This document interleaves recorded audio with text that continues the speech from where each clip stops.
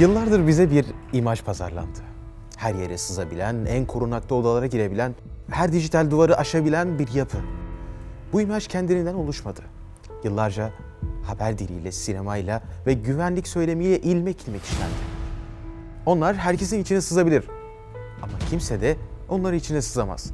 Bu videoda anlatacağımız dosyalar bu hikayenin başka bir tarafını gösteriyor. Bu kez konuştuğumuz şey başkalarının mahremi değil. Bu kez doğrudan onların içi. Hem de en derinleri.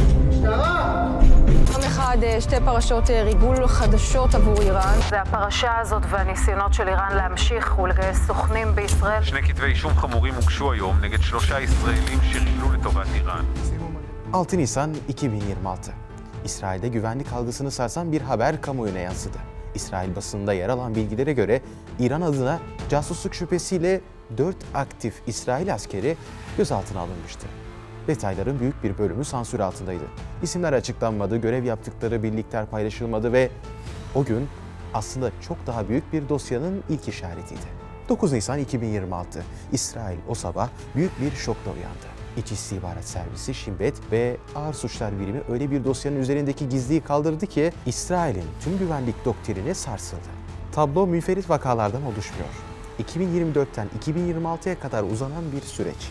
İsrail içinde İran adına çalıştığı iddia edilen onlarca kişi gözaltına alındı.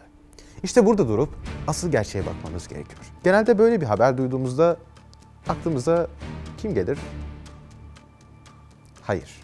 Bu dosyalardaki isimlerin tamamı ne Arap ne de Müslüman. En güvenilir kabul edilen Yahudi İsrail vatandaşları. İşte İsrail'i asıl dehşete düşüren gerçek de bu. Asıl kırılma burada başladı. 2026'nın Mart ayında Hayfa'da bir hücre çökertildi.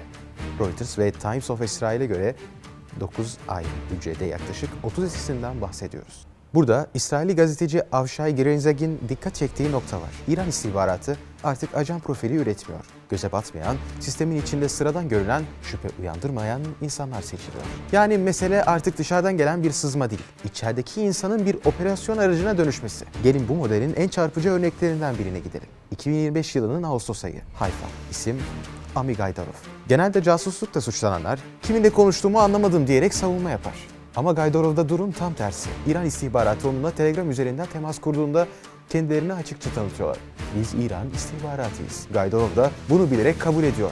Yüksek maaşlar ödüyoruz. Bizimle çalışmayı düşünüyor musunuz? Tabii ki. Önce parayı hesaba aktarın. Gerçek olduğunu gösterirsem sana rahatlatıcı bir hediye vereceğim. Bana gerçekten İranlı olduğunuzu ve sadece bir taklitçi olmadığınızı gösterin. Başta Hayfa limanının ve kuzeydeki füze isabet noktalarının fotoğraflanması gibi görevler yürütüyor. Bunun karşılığında da yaklaşık 19.000 dolar alıyor.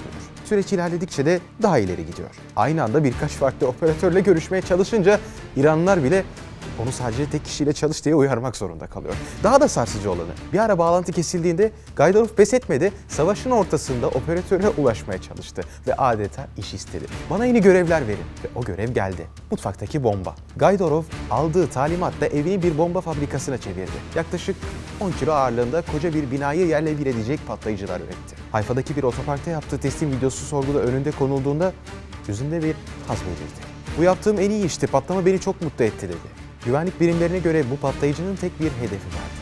Eski Başbakan Naftali Bennett. Ama dosya Gaydarov'la bitmiyor. Yanındaki isimlerden biri İsrailler için gerçek bir travma yarattı. Deniz Kum, 7 Ekim'de Nova Festivali'nden sağ kurtulan bir isim. Dahası o olaydan sonra orduya gidip yedek askerlik yapmış biri. İsrail'in en büyük travmasını bizzat yaşayan birinin bile bu ağlara girmesi, milli birlik söylemlerinin halk tabanında ne kadar karşılıksız kaldığını gösteriyor. Demek ki ne 7 Ekim travması ne de o meşhur sadakat baskısı sistemin içindeki bu kopuşu engellemeye gitmiş. Dosya sadece bunlarla da kapanmıyor. Çürüme doğrudan ordunun kalbine İsrail'in teknolojik güvenlik duvarı olarak sunulan sistemlerine bile. Demir kubbe. Dünyaya geçilemez olarak tanıtılan bu sistemin radar verileri ve kritik bilgileri. Hepsi bizzat İçerideki askerler tarafından komik rakamlar uğruna servis edildi. O savunma kalkanı dışarıdan gelen füzelerden önce içerideki personelin satılık sadakatiyle delindi. Ami Gaydarov ve ekibi sadece buzdağının görünen kısmı. Gizliliği kalkan dosyalar öyle bir ağ ortaya çıkardı ki sistemin neresinden tutsanız tutun elinizde kalıyor. bitmek bilmeyen bir dosya yığını gibi. Demir kubbenin en mahrem radar ekranlarını servis eden operatörler, hava üslerinin gizli koordinatlarını düşmana pazarlayan yedek askerler, hava kuvvetleri operasyon merkezinin içinde bilgi sızdıran görevli personel, kripto paralar uğruna suikast keşfi yapan sıradan mahalle sakinleri. Tam 9 ayrı hücre ve 30'dan fazla içeride isim.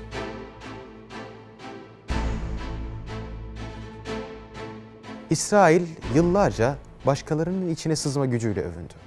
Ama bugün kendi mutfaklarındaki derme çatma atölyelerde büyüyen o sessiz düşmanla yüzleşiyor. 20 bin dolar gibi rakamlar için kendi başbakanına suikast planlayan bir iç tehdit gerçeğiyle karşı karşıyalar. Bu olaylar bize şunu söylüyor. Bir devleti füzeler sarsabilir ama içeriden başlayan bu anlam ve aidiyet kaybı bitirir. Dokunulmazlık efsanesi bizzat sistemin kendi vatandaşlarının eliyle yerle bir edildi. Başkalarının zayıflıklarını dünyaya pazarlayanlar bugün kendi zayıflıklarıyla yüzleşiyor. Karanlık artık bizzat Hayfa'nın otoparklarında, Tel Aviv kışlalarında ve ordunun en mahrem odalarında dolaşıyor.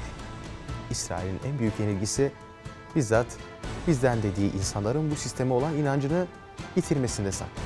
Dokunulmazlık efsanesi bitti. Artık gerçeklerle yüzleşme zamanı.